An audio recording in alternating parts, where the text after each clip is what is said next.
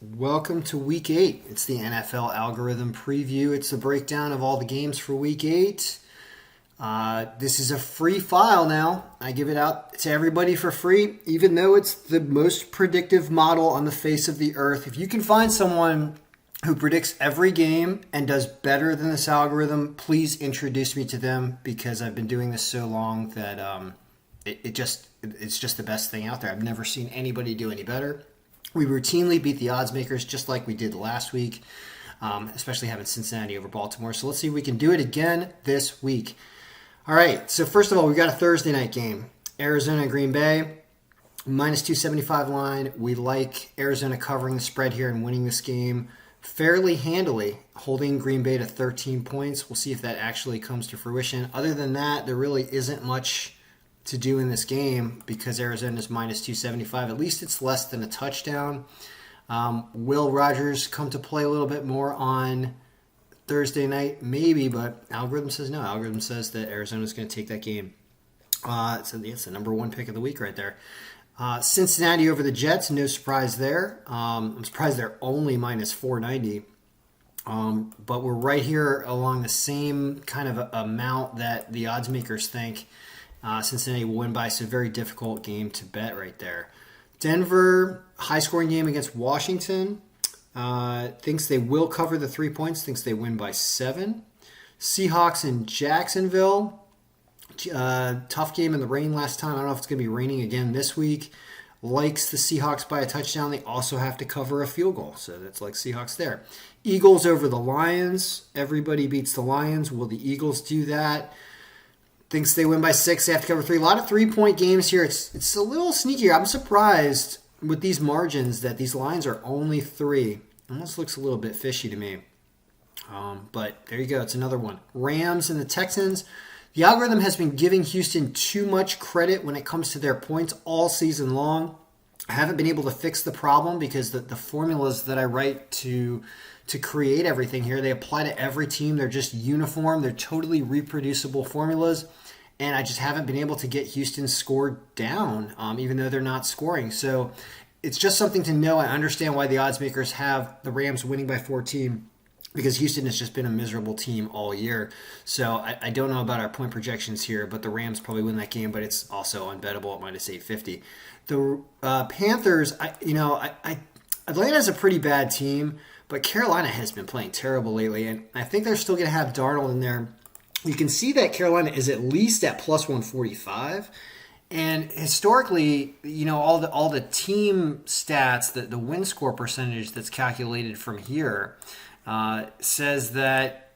Let's go here. Says that Carolina does win this game by 5 points, and you can get 3 with them. So that's where our first underdog pick rolls up. But they have trouble with the Giants last week, and that's. I understand why this line is here, but empirically it says the Panthers are going to win this game because Atlanta's still really bad. Buffalo and Miami. I'm surprised this is so close. Is somebody hurt? Like, what is going on there? It makes me want to look at Buffalo's roster and just wonder what is happening here. Josh Allen's playing. Trubisky. They have a kicker. Weird. Let's look at Buffalo's injuries for a second. It's just one person out with a hand, just Dawson Knox. Wow. Boy, is that a surprise when it comes to point projections there. I don't know. Miami's added a few players. I think Miami might have added a kicker. We can look at Miami's. Let's look at Miami again real fast here. No, nothing special. Nothing special. Miles Gaskins, Ahmed. Wow. That is the biggest surprise of the day, that Miami only should lose by a field goal, a little bit more, and you can get 13.5 of them. Don't like picking them. You can see that the win score percentage just heavily favors Buffalo, but the point projections are not agreeing. So that's something to watch there. Buffalo crushed them and gave them I think shut them out last time they played them, right? Weird. Patriots and Chargers, 23-20 Patriots. Patriots put up a ton of points last week. You get plus 190. Boy, look at all the underdogs down here, right? Patriots, It's picking the Saints to beat Tampa Bay. Now, there's one thing actually that I want to talk. We'll finish with the Patriots for a second, but thinks they win by a field goal. You can get them plus 5.5, so that looks like a pretty good pick because we're at least up there. The margin is kind of a wash, but point projections wise, it likes them to win. So I say take them plus 5.5. Now, why on earth are the Saints supposed to beat the Bucs at home? I can tell you one thing about the Saints I saw is you see how their kicker here is 1.1? They have 2 kickers here.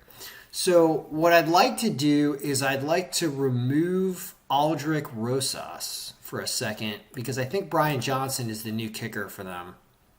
And if we get rid of Aldrick Rosas under name, let's find him. Whoops. What you do here, let's clear that for a second. Name. We want everybody else except Aldrick Rosas. So you unclick Aldrick Rosas, which of course we now need to clear again. It's a little bit annoying to work with, sorry. Let's try that again. Name, Rosas. Unclick him now. Well, it won't let us do that, huh? Really? Rosas. We can do it this way.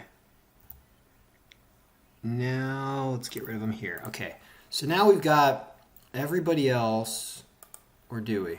What on earth am I doing, everybody? I don't understand what's happening here.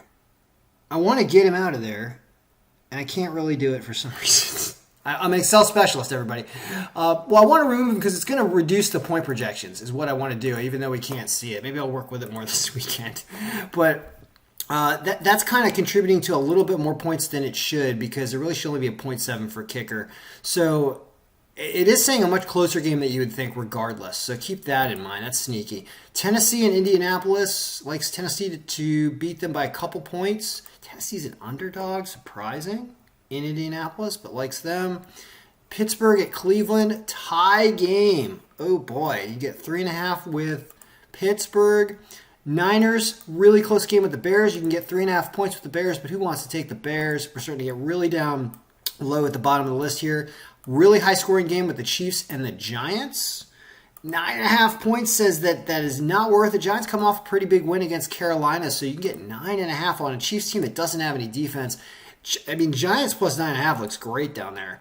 And then a tie game between Minnesota and Dallas, surprising. That's almost a no-go game. I don't know what to do there. So, in summary, what looks good? Well, what looks good is I don't know. You make up your own mind. I got enough to do.